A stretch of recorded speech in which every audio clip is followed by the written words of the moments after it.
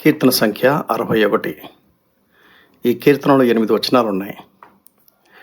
దీన్ని 2 భాగాలుగా చేయడం జరిగింది. మొదటి భాగం మొదటి 2 వచనాలు. దేవా, నా మొర ఆలకింపుము, నా ప్రార్థనకు చెవియొగ్గుము. నా ప్రాణము తల్లడిల్లగా బూదిగంతముల నుండి నీకు మొరపెట్టుచున్నాను.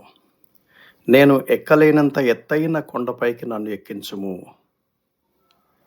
ఈ భాగానికి పెట్టినటువంటి పేరేంటంటే, బాగా కృంగిపోయిన పరిస్థితి నుండి ఉజ్జీవింపచేయమని దావీదు చేసినటువంటి ప్రార్థన.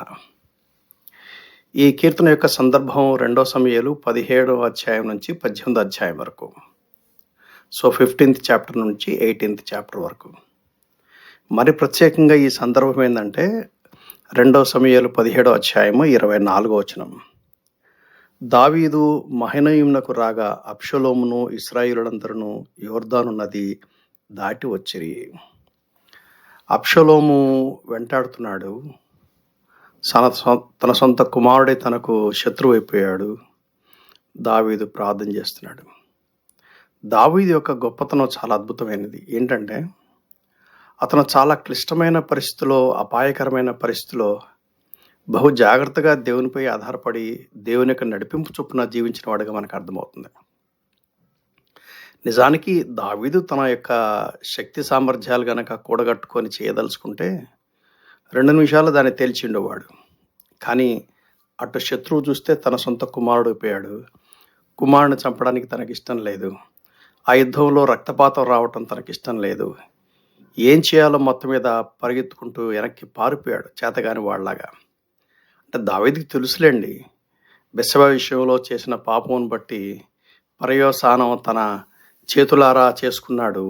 ఇప్పుడు దాన్ని అనుభవిస్తాడని తెలుస్తోంది. అంచేత బహుశా మిక్స్డ్ ఫీలింగ్స్ ఉండొచ్చు. ఒకవైపున భయము, మరొక వైపున పశ్చాత్తాపము, మరొక వైపున దేవుని కృపకే వేడుకోవడం అనేది చాలా మనకు, అంటే మన పరిస్థితులు కూడా మనకు సహాయకరంగా ఉండేలా ఉంది. తర్వాత భాగం 3వ వచనం నుండి 8వ వచనం వరకు. నీవు నాకు ఆశ్రయముగా నుంటివి, శత్రువుల ఎదుట బలమైన కోటగా నుంటివి. యుగ యుగములు నేను నీ గుడారములో నివసించదను, నీ రెక్కల చాటున దాగుకొందును. దేవా, నీవు నా మొక్కుబడులను అంగీకరించి ఉన్నావు. నీ నామమునందు భయభక్తులు గల వారి స్వాస్థ్యము నీవు నాకు అనుగ్రహించి ఉన్నావు. రాజునకు దీర్ఘాయు కలగజేయుదుగాక, అతని సంవత్సరములు తరతరములు గడుచునుగాక. దేవుని సన్నిధిని అతను నిరంతరము నివసించునుగాక. అతని కాపాడుటకై కృపాసత్యమును నియమించుము. దినదినము నా మొక్కుబడులను నేను చెల్లించినట్లు నీ నామమును నిత్యము కీర్తించదను. చాలా అద్భుతమైనటువంటి భాగం. ఈ భాగానికి నేను పెట్టినటువంటి పేరేంటంటే, అచంచలమైన విశ్వాసముతో దావీదు రాజు దేవునికి కృతజ్ఞతాస్తులు చెల్లిస్తున్నాడు. ఈ భాగాన్ని చూస్తే ఇంచుమించు ఎలా ఉంటుందంటే, దేవుడు తన ప్రార్థన ఆలకించినట్టుగా ఉంది. తను కొంచెం సేఫ్ మార్జిన్ అని పెట్టి తను క్షేమంగా ఉన్నటువంటి పరిస్థితులు కనబడుతున్నాయి. అయితే దావీదు యొక్క కోరిక చూడండి, నా సింహాసనం జాగ్రత్త ఉంచు, నా సింహాసనం ఎవరు ఆక్యుపై చేయకుండా చూడు, నా స్థానం ఎవరు దొంగలించకుండా చూడు. ఇటువంటి మాటలు మాట్లాడట్లేదు. ఆయన మాట్లాడే మాటలు చూడండి, నా శత్రువుల ఎదుటను బలమైన కోటగానున్నావు, ఎత్తైన కొండపైకి నన్ను ఎక్కించు. అంటే నా వల్లగా ఎక్కటానికి నాకు క్షేమము, నాకు భద్రత నీవే అని దేవునిపై ఆధారపడుతున్నాడు. యుగ యుగములు నీ గుడారములో నివసించదను, నీ రెక్కల చాటున దాగుకొందును.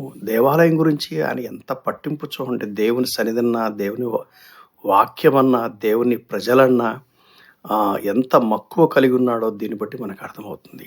5వ వచనం అంటాడు, నా మొక్కుబడులను అంగీకరించి ఉన్నావు, నీ నామందు భయభక్తులు గల వారి స్వాస్థ్యము నాకు అనుగ్రహించినావు. దీన్ని బట్టి చూస్తే తను మరలా తన రాజ్యానికి తను వచ్చినట్టుగా మనకి ఇక్కడ కనపడుతుంది. 6వ వచనంలో, రాజునకు దీర్ఘాయువు కలగజేయుదుగాక, అతని సంవత్సరములు తరతరములు గడుచునుగాక. దేవుని సన్నిధిని అతడు నిరంతరము నివసించునుగాక. అతని కాపాటుకై కృపాసత్యములు నియమించమంటాడేంటి? దీర్ఘాయువు అంటాడేంటి? నిరంతరము నివసించునుగాక అంటే దీన్ని బట్టి చూస్తే, అంటే నన్ను అనట్ల రాజునకు అన్నాడు.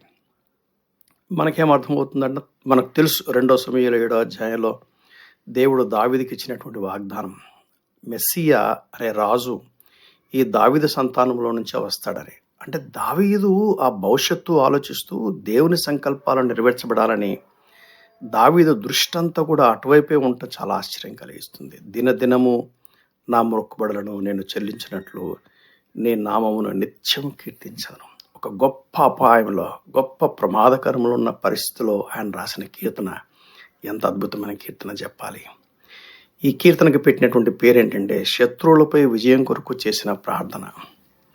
ఆ ప్రార్థనలోనే కృతజ్ఞత ఉంది, స్తుతి ఉంది, ఆరాధన ఉంది, దేవుని కీర్తించడం ఉంది, దేవుని ఘనపరచడం ఉంది. ఆ దేవుని రెక్కల కింద ఆశ్రయం తీసుకోవాలనే కోరిక మనకు కనపడుతుంది. మన ప్రభువైన యేసుక్రీస్తు కృప మీకు తోడైండును గాక. ఆమేన్.